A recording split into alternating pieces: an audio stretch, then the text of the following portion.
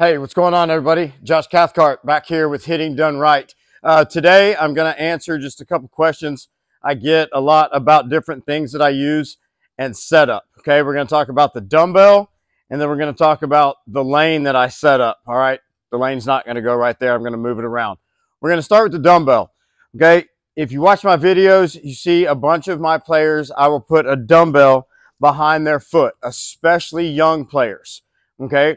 We all know that we don't want to lose our direction. We don't want to fall back by simply spinning our back foot. Okay, that back foot is going to react to what our hips are doing in our core rotation.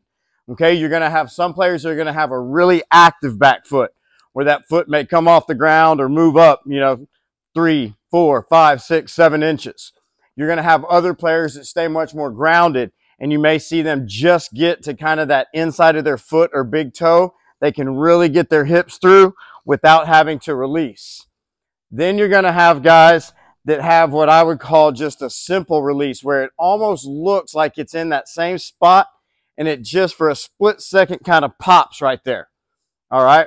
So the dumbbell is to give young players the proper feel of that direction and kind of force them not to spin backwards. Because if they do, they're going to spin into this dumbbell and it's not going to go very far, and it's instant feedback. Okay, so for back here, it doesn't really matter to me what the reaction of that rear foot is. Okay, I tend to have a little more active foot where it would be here. And then as I swing, it actually comes away from that dumbbell a little bit. The key here is that the head doesn't move. Okay, it's not get here and then slide up as it releases. That backside has to release underneath the body.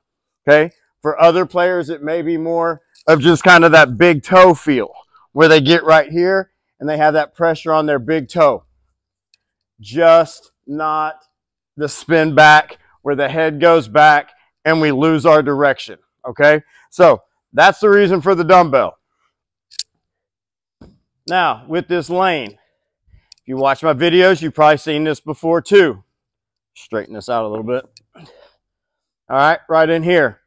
The end of this pole would go where the contact point is for that inside pitch out in front of home plate a little bit.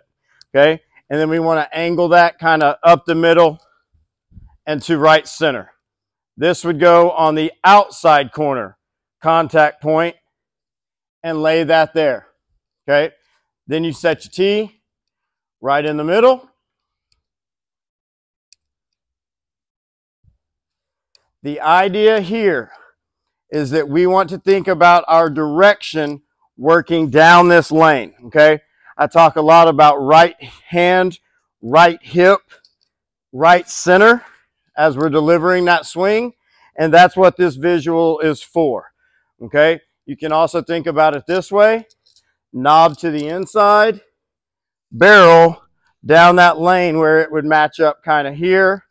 Obviously, you can hit this ball up the middle. You could even pull it a little bit depending on where your front foot would land. But as a really good visual, this lane, okay, especially on the tee, we want to be thinking about other way up the middle. Here we go. Okay, little top spin on that one, but hard up the middle. First swing of the day. All righty, try to be a little bit better here. Get that focus point where we want it on the tee. That's more like it. All right. Drive that ball out to the right center field gap. So I hope that helps. Like I said, those are two of the questions I get a whole lot. What's the dumbbell for?